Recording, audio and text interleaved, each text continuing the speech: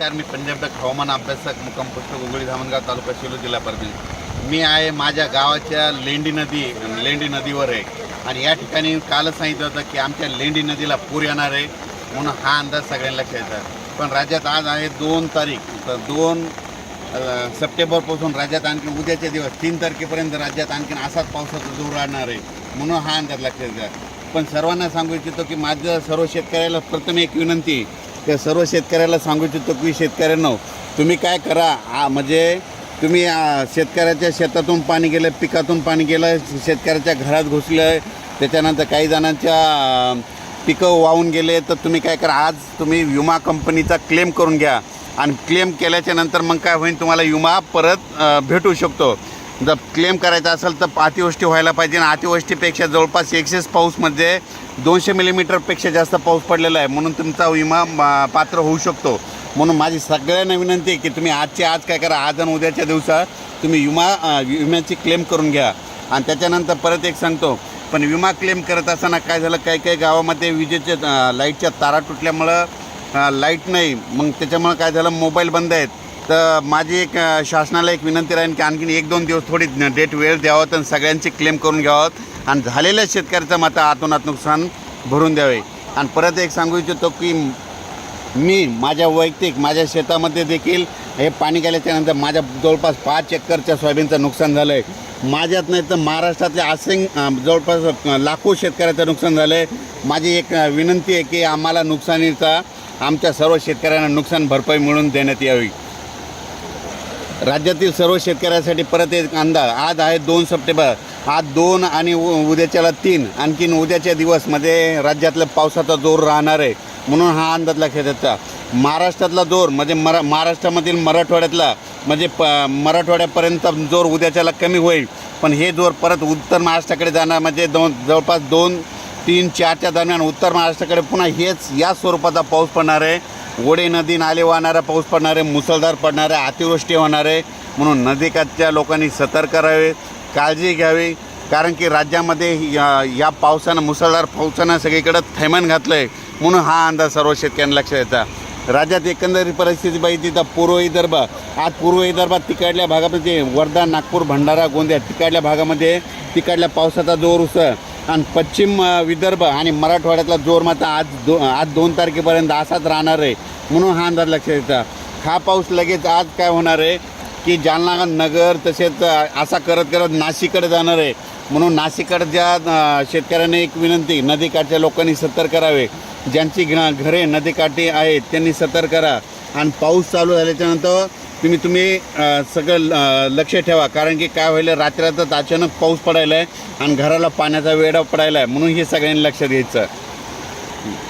तसेच लातूर भागातील शेतकऱ्याचं नेमकं सोयाबीन काढायला आलेलं आहे, तर लातूर भागातील सर्व शेतकऱ्याला सांगू इच्छितो, तुम्ही काय करा, 4 तारखेनंतर तुमच्या भागात पाऊस ओसरणार आहे आणि तुमच्याकडं ऊन पडणार आहे. त्याच्यामुळं तुम्ही काय करा, 4 तारखेच्या नंतर तुम्ही आलेले सोयाबीन काढून लगेच वाळल्याच्या नंतर ते लगेच झाकून ठेवावे. तसेच आपण सांगितलं होतं की राज्यातल्या आमच्या भागातलं दुधना धरण म्हणजे जालना जिल्ह्याकडे पाऊस होणार आहे, दुधनाला पाणी येणार आहे, दुधना धरणाला, तर ते दुधना धरण जवळपास आता 60% जवळ आलेलं आहे म्हणून हे देखील सांगितलं. त्याच्यानंतर येलदर धरणात देखील आवक आली, सिद्धेश्वर धरणाचं पाणी सोडण्यात आलं आहे आणि त्याच्यानंतर जायकवाडी धरण मी म्हटलं होतं आज जवळपास 90% जाईल, तर आज 90% होऊन लगेच त्याचं पाणी देखील सोडलं आहे आणि सतर्कता इशाऱ्याचे आदेश देखील आले.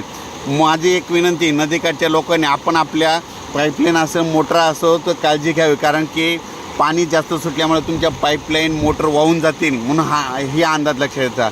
पण राज्यात सांगायचं झालं तर लगेच म्हणजे 2 म्हणजे आज 2-3 म्हणजे 2 आणि 3 सप्टेंबर आज मराठवाडा, उत्तर महाराष्ट्र, पश्चिम महाराष्ट्र, कोकणपट्टी ह्या भागामध्ये आता हे पाऊस तिकडं जाणार आहे आणि तिकडं पावसाचा जोर वाढणार आहे म्हणून हा अंदाज लक्षात येतात.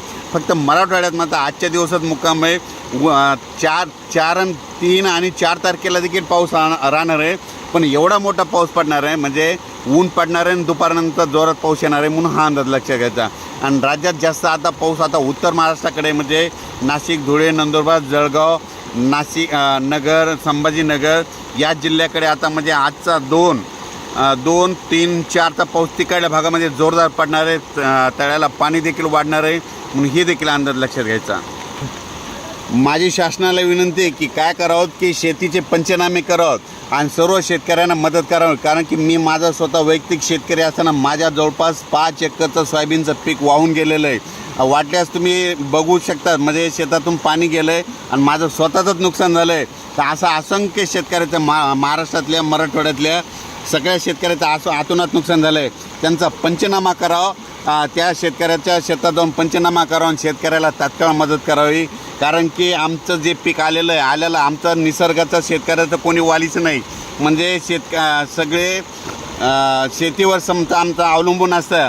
आमचं दीपावली झालं, कोणतेही सण झाले, लक्ष्मीचे सण झाले, आम्ही काय करतो की शेतकरी असं करतात, मूग आल्याच्यानंतर सगळं त्याच्यावर डिपेंड असतं, म्हणजे अवलंबून असतं.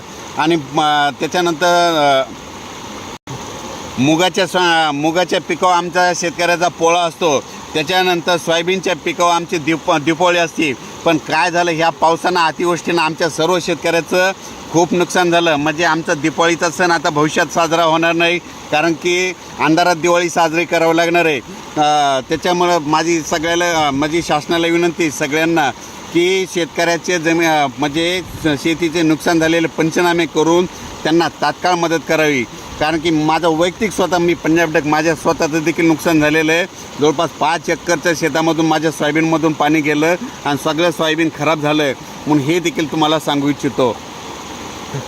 आता सर्व शेतकऱ्याला सांगू इच्छितो की म्हणजे आता तुम्हाला एक सांगतो, परभणी जिल्हा असो, जालना जिल्हा, नगर जिल्हा, लातूर जिल्हा, त्याच्यानंतर संभाजीनगर, नाशिक, धुळे, नंदुरबार या सर्वांना सांगू इच्छितो. म्हणजे हा पाऊस आता म्हणजे 2, 3, 4च्या दरम्यान उत्तर महाराष्ट्राकडे जाणार आहे आणि त्याच्यामुळे तिकडं देखील अशीच आतोनात नुकसान होणार आहे. म्हणून तुम्ही तुमची काळजी घ्यावी. अचानक वातावरणात बदल झालं तर लगेच उद्या एक मेसेज देणार आहे. म्हणजे आणखीन जवळपास आज 2 सप्टेंबर आणि 3 सप्टेंबरपर्यंत राज्यात असाच पावसाचा जोर कायम राहणार आहे. 3 तारखेच्या नंतर राज्यातला जोर ओसरेल. 3 तारखेनंतर राज्यात पुन्हा दिवसा ऊन पडेल आणि रात्रीच्याला स्थानिक वातावरण म्हणून जोराचा पाऊस पडेल, म्हणून हा अंदाज लक्षात घ्यायचा. अचानक वातावरणात बदल झाला तर लगेच एक मेसेज दिला जाईल. नदीच्या पुलावर पाणी आल्यास असं पुढं जाऊ नका, माझी एक सर्वांना विनंती. काय झालेलं असतं की काही ठिकाणी पूल वाहून गेलेले असतात आणि हे लक्षात येत नाही, त्याच्यामुळे ही एक त्यांना देखील विनंती. आणि परत एक माझी महाराष्ट्रातल्या सर्व शेतकऱ्यांना विनंती आहे, तुम्ही काय करा, आज आणि उद्या तुम्ही तुमचा विम्याची क्लेम करा, म्हणजे तक्रार दाखल करा, ऑनलाईन तक्रार दाखल करा. ऑनलाईन तक्रार दाखल केल्याच्या नंतरच तुम्हाला ते नुकसान भरपाई भेटू शकते. धन्यवाद.